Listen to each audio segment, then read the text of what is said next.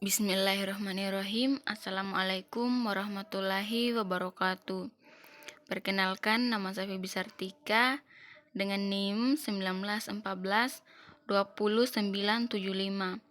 Saya dari program studi pendidikan biologi di Fakultas Keguruan dan Ilmu Pendidikan di Universitas 19 November Kolaka. Baiklah, adapun tujuan saya membuat materi ini yaitu untuk memenuhi tugas dari mata kuliah media dan pembelajaran biologi.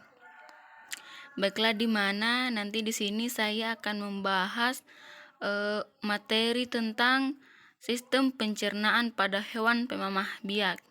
Jadi, yang pertama-tama kita harus tahu dulu apa sih sistem pencernaan pada hewan pemamah biak. Nah, ini yaitu pengertian hewan pemamah biak ini, di mana hewan pemamah biak ini dia merupakan sekumpulan hewan pemakan tumbuhan atau bisa disebut dengan herbivora, di mana mereka ini mencerna makanannya dalam dua langkah, yaitu yang pertama dengan menelan bahan mentah, kemudian mengeluarkan makanan yang sudah setengah dicerna dari perutnya dan mereka itu mengunyahnya kembali.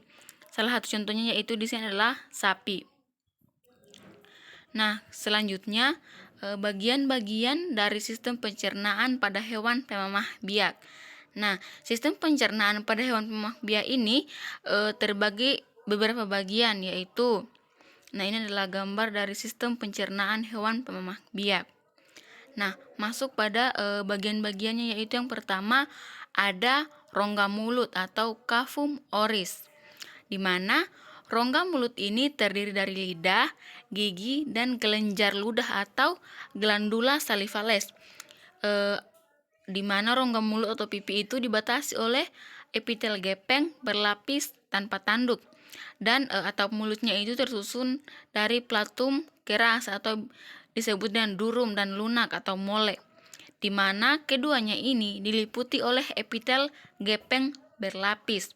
Kemudian yang kedua yaitu ada kerongkongan atau esofagus, di mana esofagus ini dia yaitu saluran penghubung. Jadi dia ini saluran yang menghubungkan antara rongga mulut dengan lambung, di mana di sini itu terjadi proses pencernaan. Esofagus pada sapi sangat pendek dan lebar serta lebih mampu membesar atau berdilatasi. Esofagusnya itu berdinding tipis dan panjangnya itu bervariasi. Diperkirakan itu sekitar 5 cm. Nah, yang ketiga yaitu lambung.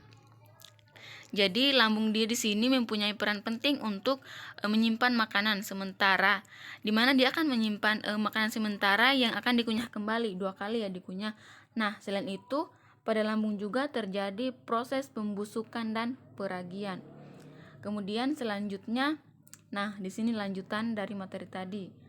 Nah, lambung dari ruminansia ini, jadi ruminansia ini yaitu hewan pemamah biak, terdiri atas 4 ruangan, yaitu yang pertama ada rumen. Rumen ini artinya perut besar atau perut urat daging. Nah, yang kedua yaitu retikulum atau perut jala. Selanjutnya ada omasum atau perut buku. Kemudian ada abomasum atau perut kelenjar atau perut masam.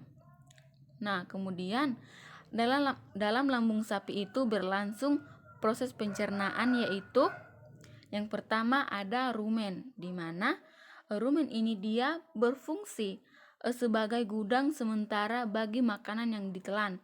Nah, setelah rumen cukup terisi oleh makanan, sapi itu beristirahat.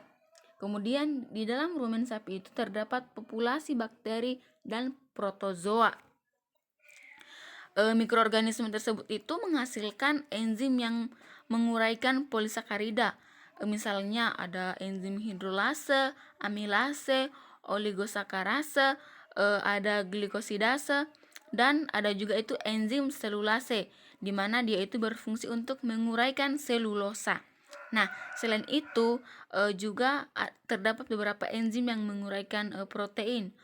Ada 2, yaitu yang pertama enzim proteolitik dan enzim pencerna lemak.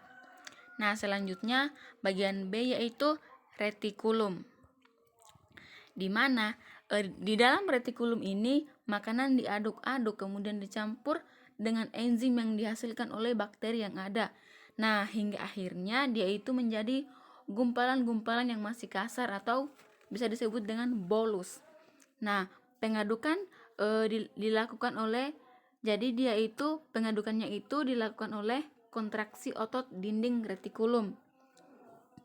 Jadi di sini dia itu diaduk oleh otot dinding retikulum ya. Nah, kemudian gumpalan makanan tadi itu didorong kembali ke mulut.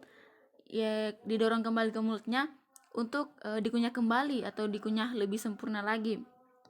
Atau bisa disebut dengan dimamah ya, dimamah kembali kedua kalinya. Dimana ketika dia dimamah itu dia hewan ini sambil beristirahat. Nah, setelah itu gumpalan makanan tadi itu ditelan lagi masuk ke omasum melewati rumen dan retikulum. Kemudian bagian C yaitu omasum.